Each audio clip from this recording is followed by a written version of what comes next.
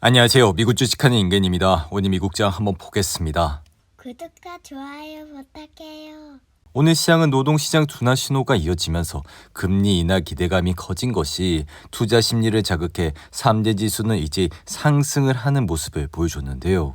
이에 부진한 고용 지표가 연달아 발표되며 증시 상승을 견인했고 민간 노동시장인 ADP는 8월 신규 일자리가 5만 4천 건 증가해 시장의 예상치 7만 5천 건을 밑돌아 심지어 이 수치는 전월 10만 6천 건 대비 절반 수준에 불과한 것으로 나타났습니다. 여기에 노동부가 발표한 지난주 신규 실업수당 청구 건수도 23만 7천 건으로 전주 22만 9천 건보다 8천 건이나 늘었고 시장 예상치 23만 건도 상해 지난 6월 이후 가장 높은 수준을 보여줬는데요. 이어 8월 해고 건수도 8만 5,979건으로 전월 대비 39%나 늘며 이에 따라 이러한 지표는 기업들이 지금 해고를 늘리고 신규 채용에는 보다 신중해지고 있다는 지표로 해석을 할 수가 있습니다. 이로 인해 지금 시장에선 금리 인하 기대가 점점 더 커지고 있고 페드워치에 따르면 기준금리를 9월 인하할 가능성을 99.4%로 반영해 이는 일주일 전인 90%에서 굉장히 높아진 수준이라 심지어 올해 남은 세 차례 회의에서 모두 금리를 내려 연내 총 75bp 인하 가능성도 48%로 일주일 전 37%에서 급격하게 올라온 모습을 보여주고 있습니다. 이에 우리는 오늘 밤 발표될 8월 고용 보고서에 주목을 하고 있고 비농업 신규 고용은 7만 5천 건에 그칠 것으로 예상이 돼 실업률도 7월 4.2%에서 8월 4.3%로 소폭 오를 것이라 전망을 하고 있는데요. 이에 개인적인 생각은 오늘 밤 발표된 고용시장이 시장의 예상치를 다소 하회를 한다면 다시 증시는 상승을 하고 더욱이 9월 금리 인하는 100% 가까이 내릴 가능성이 높기에 현재 시장은 9월 금리 인하 기대감으로 다시 한번 신고가를 달성하고 있다고 말씀을 드립니다. 여기에 우리가 집중을 하고 있는 AI 관련 기업들은 다시 한번 좋은 모습을 보일 가능성이 높다고 생각이 드는데요. 그러한 이유는 오늘 장 마감 직후 발표된 브로드컴의 실적 때문이라 할 수 있으며 브로드컴은 시장의 예상치를 상회하는 실적을 발표하며 잠시 주춤한 모습을 나타냈지만 현재는 시간을 거래해서 4% 가까이 상승을 하는 모습까지 보여주고 있죠. 이에 브로드컴의 매출은 159억 6천만 달러로 시장 예상치 158억 3천만 달러를 상회했고 주당 순이익도 1.69달러로 시장의 예상 1.65달러를 상회하는 모습을 보여 심지어 분기 전망도 나쁘지 않아 이번 분기에는 174억 달러의 매출을 올릴 것이라 전망해 이는 시장 예상치 170억 달러보다 높은 것이라 할 수 있습니다. 그리고 지금 우리가 주목해야 될 사항은 대부분의 빅테크 기업들이 자체 칩을 개발을 하고 있어.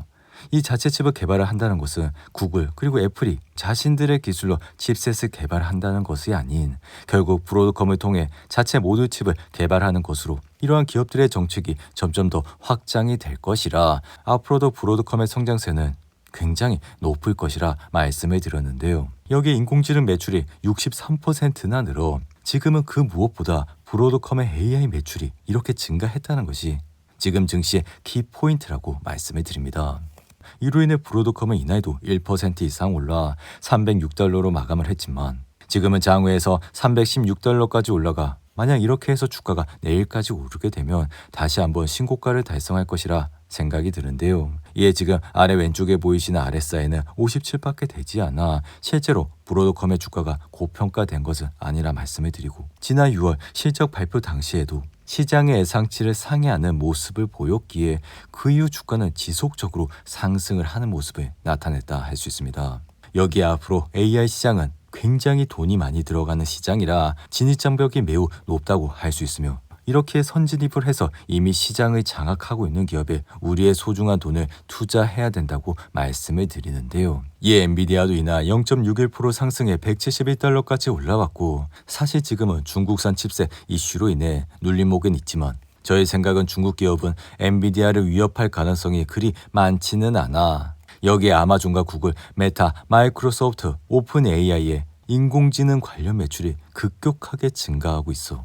올해 그리고 내년 그리고 내후년에도 엔비디아의 성장세는 멈추지 않을 것이라 말씀을 드립니다. 여기에 지금 TSMC의 생산에서 엔비디아의 비중은 2025년 40%에서 2026년 60%로 확대될 전망이라 이 엔비디아는 최근 실적 발표 이후 잠시 흔들리곤 있지만 이러한 사항이 전혀 걱정된다고 할 수는 없으며 아래 왼쪽에 보이시는 RSI 역시 43까지 내려와 만약 엔비디아가 이 상황에서 더 내려오게 된다면 우리는 굉장히 좋은 가격에 엔비디아를 다시 공부할 수 있을 것이라 말씀을 드립니다. 하지만 오늘 우리가 브로드컴의 실적을 보면서 지금은 AI 매출이 점점 더 증가하는 모습을 봤기에 올해와 내년 그리고 내후년에도 지금의 AI 테마는 쉽게 식혀지지 않을 것이라 결국 인공지능 시장에서 일등주, 그러니까 인공지능으로 돈을 제일 잘 버는 그러한 기업에 우리는 집중적으로 투자를 해야 된다. 그리고 지금은 2030년까지 글로벌 데이터 인프라 투자가 4조 달러 수준으로 확대될 전망이라 비록 지금처럼 단기 변동성을 불가피하겠지만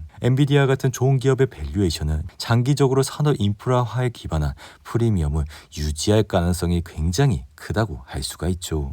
이에 팔란티어 역시 이날 0.8% 상승해 156달러까지 올라왔고 최근 거품론의 주가는 잠시 흔들리곤 있지만 저의 생각은 이러한 거품론을 논하기에는 너무 이른 상황이라 3년 전인 2022년 11월 오픈 AI 챗GPT 공개로 인공지능의 패러다임이 시작점이라고 본다면 이 패러다임은 결국 시동을 건지 3년이 채 되지 않은 상태라고 할 수 있습니다. 이에 과거 인터넷과 모바일 혁명 지속 기간은 각각 18년과 15년 정도라 현재 3년 정도 된 AI 혁명 지속 기간을 감안한다면 인공지능 버블을 논하기에는 굉장히 시기상조라고 할 수가 있는데요.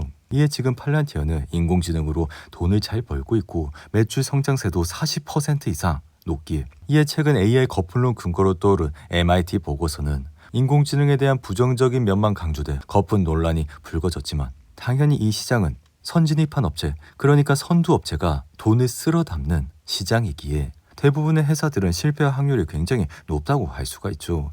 그러니까 우리는 이 상황에서 선별적인 투자를 해야 된다고 말씀을 드리며 이 얘기는 결국 옥석을 가르며 좋은 기업, 인공지능으로 돈을 벌고 매출이 올라가는 그러한 기업에 공부를 하자고 말씀을 드리는 겁니다. 이에 팔란티어가 현재 눌림목은 있지만 전혀 걱정할 사항은 아니라 말씀을 드리며 빅테크가 여전히 뭉칫돈을 쏟고 있다는 점도 인공지능 거품론을 반박할 수 있는 근거라. 대부분의 빅테크는 올해 실적 발표 자리에서 설비 투자 가이던스를 상향 조정해 특히 이러한 점은 예년과 달리 실질적 수익 증가로 인한 불가피한 설비 투자 확대라는 점이 지금 이러한 기업에 우리가 공부를 해야 된다는 것이라고 할 수 있습니다.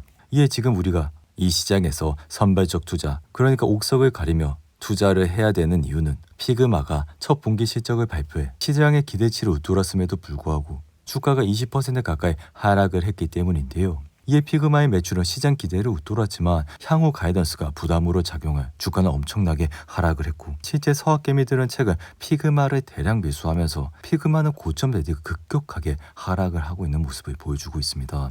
이에 제가 말씀을 드렸듯이 이렇게 상장을 한 기업, 그러니까 상장을 한 지 1년이 채 되지 않은 기업은 주가가 변동성이 굉장히 크다고 말씀을 드렸고 이러한 상황에 투자를 하려면 정말 소액으로 투자를 하면서 이러한 변동성을 즐기며 투자를 하시라고 말씀을 드렸지 이렇게 상장을 한 지 얼마 되지 않은 기업에 자신의 많은 돈을 투자하라고 말씀은 드리지 않았는데요. 그리고 피그마와 유사한 기업으로 서클이라는 기업이 있고 서클도 올해 6월 상장을 한 이후 298달러까지 올라갔지만 그 이후 주가는 점점 내리면서 117달러까지 내려오는 모습을 나타내고 있습니다. 이에 많은 서학 개미들도 서클에 투자를 하면서 지금은 굉장히 손실을 보고 있는 상황이라 실제로 이러한 상장 기업은 상장을 하고 좋은 모습을 나타낼지어도 어느 정도 시간이 지나면 보호 매수 물량이 나오면서 주가를 흔들어 놓기에 개인들이 이러한 것을 고려하면서 투자를 하는 것은 굉장히 어려운 상황이라고 말씀을 드립니다. 그리고 테슬라의 주가는 이날 1.33% 상승을 하면서 338달러까지 올라왔고